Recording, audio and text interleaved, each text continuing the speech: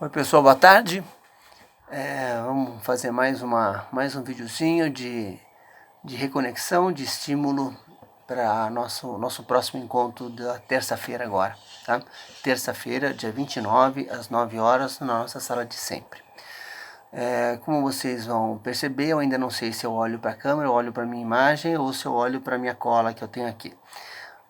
Talvez com o apoio de gente que entenda disso, a gente vai conseguir fazer alguns vídeos um pouco mais tecnicamente corretos, né? Para não ficar desviando para onde que eu olho, etc. Fora o fato que eu não fiz a barba hoje, né? E espero que não tenha ruídos que venha de fora. Muito bem. Então, primeiro os avisos, né? E os lembretes. Nosso próximo encontro na terça-feira agora, às 9 horas, no auditório do Instituto de Economia. Vai até o meio-dia, como sempre. É o nosso terceiro encontro, penúltimo encontro. Espero que seja um encontro gostoso, como tem sido, né? São encontros bastante interessantes, eu saio bastante estimulado. Peço desculpas de ter fugido um pouquinho antes do final do último encontro, mas eu tinha uma reunião de final de processo seletivo no mestrado e doutorado, no PSIM, e o horário coincidia, era 11h30, um pouco antes da assembleia. Espero que todos tenham ido na assembleia, um momento importante da universidade, importante não só para a nossa universidade, mas importante para o Brasil como um todo e para o papel que as universidades precisam aprender a ter frente à sociedade. Bom, esse nosso encontro vai ser um encontro especial porque nós vamos ter dois convidados que são pessoas muito queridas minhas, né, são amigos de longuíssima data e ao mesmo tempo são profissionais que atuam nessa área da educação ambiental em universidades. Especificamente é a Daniela e o Vitor. A Dani e o Vitor são funcionários da USP. A USP tem uma figura interessante que nós na Unicamp não temos, que é um funcionário que tem a função de ser educador. É interessante, talvez a gente possa até perguntar para ele que figura é essa do educador. Ele não é do corpo docente, no entanto ele é um educador. E é bem interessante que haja essa figura de educador e talvez o mais interessante é que todos nós nos compreendamos como educadores, independente da gente ter título ou não ter título de magistério, de licenciatura, de pedagogia, mas que a gente possa se entender como educador em algum âmbito da nossa vida. No caso da USP, eles reconheceram formalmente que existe o papel do educador entre o seu corpo técnico-administrativo. Os dois atuam na USP de Ribeirão Preto, são casados e participaram do processo de formação de técnicos administrativos e laboratoriais da USP em educação ambiental. E é disso que eles vão conversar com a gente. É um dos nossos sonhos, que dentro do nosso plano de educação ambiental da Unicamp, a gente consiga começar um processo longo, sempre, né? Não é um processo rápido, é um processo longo, contínuo, de formação permanente, nossa, professores, técnicos administrativos, técnicos laboratoriais, alunos de graduação e pós, usuários, pessoas que passam um processo permanente de formação em educação ambiental. Esse é o nosso sonho, essa é uma meta ambiciosa, mas necessária, né? Bastante necessária. Então eles vêm relatar isso para a gente. A gente decidiu com eles, né, a CTA com eles, decidimos que a gente vai trabalhar com um dos materiais que eles vão trazer, são alguns relatos dos servidores educadores, não com a função educador, mas servidores que se entenderam como educadores ambientais, relatos de atividades que eles fizeram nas suas unidades. Pelo que eu entendi, aí a gente precisa conversar um pouquinho melhor com a Dani e com o Vitor, eles trabalharam com o que nós chamamos de facilitadores, que são vocês, né? Entendemos um pouquinho isso, mas precisa perguntar melhor isso. Então é isso. Primeiro fato, então a primeira questão é esse convite que a gente está fazendo para todo mundo para não faltar terça-feira agora, que é um momento bastante interessante, bastante diferente, uma oportunidade rara da gente ter duas pessoas que têm uma experiência muito boa nisso que a gente quer, nessa área que a gente quer entrar. A segunda questão é conversar um pouco sobre a minha cola aqui, que é uma sistematização que foi feita e nós não conseguimos fazer de toda a Câmara Técnica, cada um de nós está fazendo a sua sistematização, dos cartazes, ou seja, das ideias que vocês apresentaram para a gente sobre o que qual é o papel do facilitador e qual é a imagem que o facilitador tem na sua unidade, no seu órgão.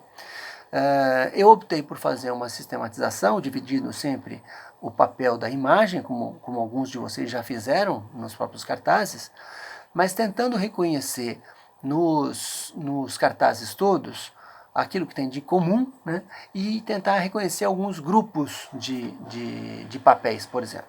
Então, um grupo que está reconhecido, quase todos tocam, que é o papel educativo, formador, orientador que o facilitador tem.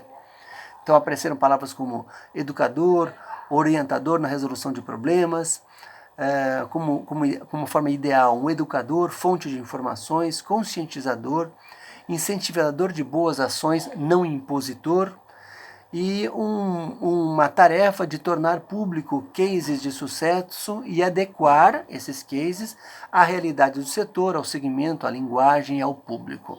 Então esses nós, aí não vou falar nós, porque nós não nos reunimos essa semana, porque eu não consegui um horário meu, foi problema meu, mas eu tentei organizar todas essas características naquilo que está chamado como papel educativo, formativo e orientador que o facilitador pode ter. A segunda categoria de papel é o papel de gestor, também está colocado aí. O facilitador tem papel de gestor de resíduos, de gerenciamento de resíduos, executor e gestor dos processos que promovam a sustentabilidade, responsável por implementar ou implantar ações para promover a sustentabilidade nas unidades. Então todas essas sugestões copiadas dos papéis de vocês, tá? Eles não estão reescritas, elas estão literalmente copiadas do que vocês escreveram. Eu acabei classificando como o papel de gestor de ações, gestor, ou seja, executor de ações de gestão. Eu criei uma categoria mista aí, né, porque não conseguia jogar nenhuma coisa nem noutra, então a gente acaba inventando essas coisas, umas categorias mistas, que é o papel misto entre educador e gestor. E o que eu coloquei aí? Quando alguém falou assim, qual é o papel? Não é, algumas pessoas definiram o papel do facilitador como o que não é, né, que é também uma forma de definir, o que eu não quero ser, o que eu não quero assumir. Então, não é polícia que fiscaliza e pune. Legal, se não é polícia que fiscaliza e pune, não é essa ideia de gestor, uma ideia aliás, meio conservadora de gestor, e pode ser uma ideia educadora, uma ideia de orientador. Então, por isso que eu coloquei, é um papel misto. O gerenciador de resíduos no auxílio e capacitação. Legal, porque é uma figura, né, o papel aí é um papel misto entre educador e gestor. Promotor de sustentabilidade e regeneração. Eu não entendi bem a questão da regeneração, talvez depois o grupo pudesse explicar um pouco para a gente. Mas é uma coisa que eu acabei classificando como misto, né? Porque o promotor, não estava o promotor, mas estava sustentabilidade e regeneração. Eu entendi como promotor dessas duas questões, que é uma questão mista. Não é o responsável pelo descarte de resíduos, é o orientador para o grupo. Também é uma coisa que é um pouco uma coisa, um pouco outra. Muito bem. Uma quarta categoria dos papéis é uma que é uma característica, tanto pode ser de gestão quanto de educação. Quer dizer, não escapa da dimensão de gestão e de educação, mas põe uma característica que apareceu muito frequentemente. Como apareceu frequentemente, acho que é importante colocar como uma categoria à parte, que é o papel de articulador, seja de educação, seja de gestão. Então vocês colocaram promotor ou responsável, palavras minhas, da sinergia entre os setores e órgãos da unidade, entre os setores e órgão da unidade e órgão. Conectar a unidade ao movimento de sustentabilidade da universidade. Incentivar ações internas. Integrar a comunidade nas atividades que envolvem a sustentabilidade. Fortalecer os elos entre unidade, facilitador e GGUS. Elo entre geradores de resíduos, gestores e GGUS. E criar movimentos que possam promover a integração com a causa da sustentabilidade. Então essas 7 falas, né, interessante, que é um conjunto grande de falas, destaca o papel de articulação que o facilitador pode ter. Eu acho fantástico, né, que se assuma como um facilitador, como um articulador, o facilitador como articulador, porque de cara, para mim, traz uma ideia que vocês estão tendo, que a sustentabilidade não é uma coisa de uma pessoa só, não é uma pessoa de uma área de conhecimento só, é uma questão, ou é uma construção que necessita da articulação de pessoas diferentes, conhecimentos diferentes e pessoas, no meu ponto de vista, que vêm de origens diferentes, porque cada um vai trazer a sua visão. Então a articulação, que foi o papel que vocês destacaram, para mim é fundamental para isso, achei muito bacana que tenha aparecido. Ainda nessa história dos papéis, a gente colocou algumas condições necessárias, vocês colocaram. Então a necessidade da consolidação institucional do facilitador. Importantíssimo. Se não tiver isso, a gente não vai para frente. Ter autonomia junto às direções. Autonomia para realizar ações. Então eu coloquei condições necessárias. E a outra, uma condição necessária que é de vocês mesmos, é entender que o processo é passo a passo e que é preciso promover e divulgar toda a ação e toda a iniciativa e celebrar. A outra é que não é o que deve resolver sozinho o facilitador, e sim aquele que busca resolver com o grupo. Isso é uma postura, né, uma condição necessária. Então, bastante importante. A última, eu simplesmente copiei, não criei categorias, porque elas mais ou menos vão numa mesma direção, que é a imagem que vocês estão reconhecendo, né?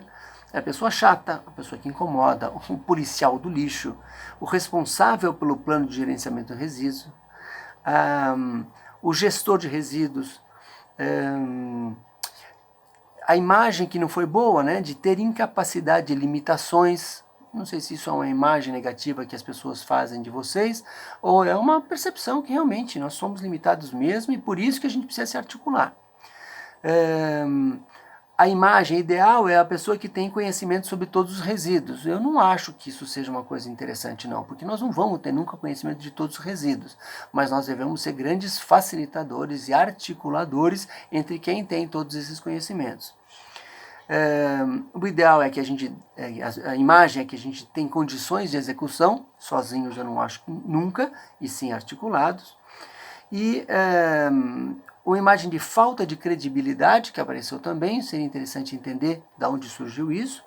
E, finalmente, uma imagem meramente técnica para resolver problemas pontuais. Acho legal que a gente combata essa imagem, porque a questão ambiental não é uma questão técnica e nem pontual.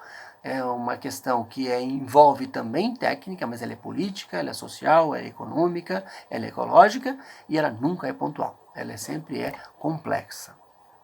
Bom, então esse é o resumo, né? Acabou ficando um vídeo muito longo, me desculpem, mas eu acho que é um momento importante de vocês refletirem sobre esses papéis todos.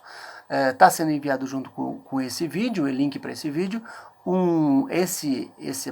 uma folhinha, que eu resumi tudo, que botei todo o papel, tudo que vocês escreveram, e todos os cartazes, para vocês checarem, olharem aquilo que vocês escreveram e ver se de repente eu não comi bola e esqueci alguma coisa importante, tá bom?